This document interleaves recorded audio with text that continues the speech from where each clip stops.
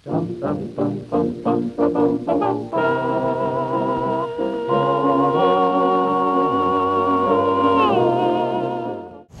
ng skateboarding, surfing at paghitit ng cocaine, usong-uso na rin ngayon ang indie filmmaking. Tama ka dyan. Kaya dito sa Word of the Lord, tuturuan namin kayo kung paano gumawa ng isang indie film.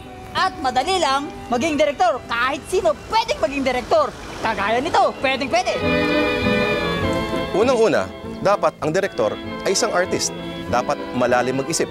Dahil malalim ang art. Ang sinima ay isang malayang sini. Parang ice cream. Parang buhay. Maraming kulay. At para mahasa ang iyong isipan, dapat araw-araw kausap mo mga artist din, mga malalalim din mag-isip. Parang ganito. Art is anything that makes you proud to be a human being. Beauty is everything that evokes a positive response. Penging ice cream. Dapat may budget ka. Importanteng makahanap ng producer. Yes, mother. Base doon sa napag-usapan natin yung 1.5 million. Ano? Hello? Ma'am Charo? Ito, last na lang to. Hello po. Kuya Willie. Ako yung lumapit sa inyo nakaraan sa pila. Magaling po ako sumayaw. Hindi lang po, ha? Tandaan, hindi yan indie film pag wala si Tado. May budget ako ngayon. Kukunin niyo ako, hindi na yan. Kausapin niyo yung manager ko, mga kayo, yung manager ko, yung bakla, si OG Diaz. Ayan, binigyan niya ako, Tekno Marino. Dapat minsan magulo ang kamera dahil refleksyon ito ng perspektibo ng isang mapaghusgang lipunan. Naalala mo pa ba yung madilim nating nakaraan? Ayoko nang balikan ng pagkakataong yun. Tandaan mo, ang isang hindi lumingon sa pinanggalingan, hindi makakarating sa pararoonan. Gusto ko na siyang limutin. Paano mo siya makakalimutan? Nandyan lang siya. Gusto na ice cream? Dapat pangit ang ilaw. Dapat malabo ang sound. Okay, Bart. Ha?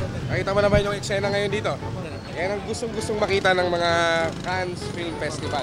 Okay, quiet on the set. This is a film. Action!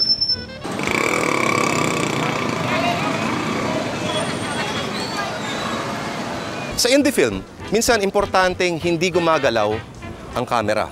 Nakafocus lang ang frame para mapag-aralan ng manonood ang iyong perspektibo sa buhay.